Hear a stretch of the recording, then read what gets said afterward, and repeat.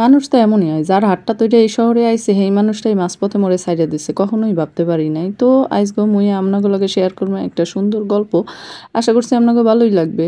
তো যার হাত ধরেই জীবনে এই পথ ধরছি, এই পথে উঠছি বা এই শহরে আইছি, এত সুন্দর একটা শহর একজন মানুষের হাত ধরেই আইছি। কত আশা কত স্বপ্ন সব কিছু লইয়া আসলে তার হাত ধইরা ঘর ছাড়ছি, যদিও পরিবারের সম্মতিতে। তো শহর ছাড়ছি, নিজের জন্মস্থান ছাড়ছি নিজের, সেই লোকের হাতটা ধইরাই, সেই লোকের সমর্থনেই আসলে। তো পারিবারিকভাবেই মগু বিয়াটা হইছিল। বিয়াটা হওয়ার পরে মোরা খুব সুখে শান্তিতেই আসলে সংসার করতেছিলাম। যদিও হে মোর ভাইয়ের বন্ধু আছিল, তো ভাইয়ের বন্ধু থাকার সুবাদে হেরে মরি আগে থাকতেই জানতাম বা চিনতাম। তো এরপরে পরিবারের সম্মতি হয়েছে, দুই পরিবারের সম্মতিতে মোকে বিয়াটাও হইয়া গেল, আলহামদুলিল্লাহ আলহামদুলিল্লাহ। এরপরে মনে সুন্দর চলে এলাম এই রঙিন শহরে। রঙিন শহরে আইয়া মোকে জীবন তো অসম্ভব সুন্দর হইতেছিল, সুন্দরভাবে চলতেছিল। কি তো ওই যে আছে না, মানুষের নজর লাগিয়া যায় সুন্দর জিনিস দেখলে বা সুখে থাকলে, অনেক সময় অনেকের নজর লাগিয়া যায়। তো সেই নজরটাই লাগিয়ে গেল মোর সংসারে। তো যদিও অনেক বছর, 10 বছরের উপরে মোরা সংসার করছি। সংসার করার পরে একদিন হঠাৎ কইরাই কিছু না বললেই আসলে লোকটা আমারে ছাইড়া চলে গেল। এতদিনের সম্পর্ক, এতদিনের ভালোবাসা কেমনে যাইতে পারলো? একটু কি কষ্ট লাগলো না মোরে ছাইড়া যাইতে? মগু সুন্দর ফুটফুটে একটা মাইয়া আছে, মাইয়াডারে লইয়া মগু কত আশা ভরসা সবকিছু লইয়াই তো আসলে জীবন চলে যাইতেছিল, আলহামদুলিল্লাহ।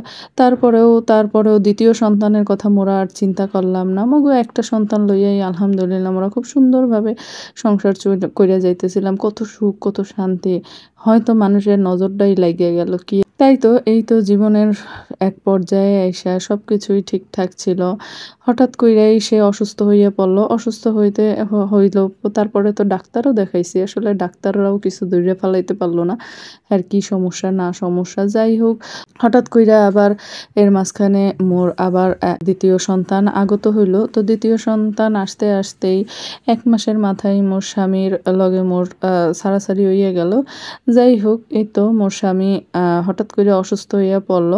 তো অসুস্থ হইয়া সে ডাক্তার দেখাইতে গেল। ডাক্তার দেখাইয়া আসলো, রাত্রে আসলো। পরদিন সকালবেলা সে গেল আবার ডাক্তারের কাছে রিপোর্ট দেখাই। তো রিপোর্ট দেখাইতে যাইয়া সেই মানুষটা আর ফিরেই আসলো না। এটাও ভাবা যায় কি, মানুষের জীবনের কোনো মূল্য নাই, মানুষের নিঃশ্বাসের কোনো মূল্য নাই, মানুষের কথার কোনো মূল্য নাই। এই লোকটার লগে তো আর কোনো কথাই হইল না মোর।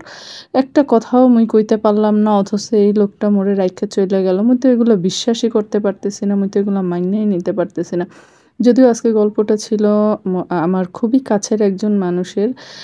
তো তার জীবনের কাহিনী আসলে ওইভাবে ফুটিয়ে তোলাটা সম্ভব না। সামনে থেকেই দেখেছি তাদের জীবনটা, তারা কিভাবে শুরু করেছে, তারা কিভাবে চলেছে। সত্যি কথা বলতে এগুলো আসলে শোনানোর মতো না। তো ভালো লাগলে অবশ্যই একটু কমেন্ট করে জানাবেন।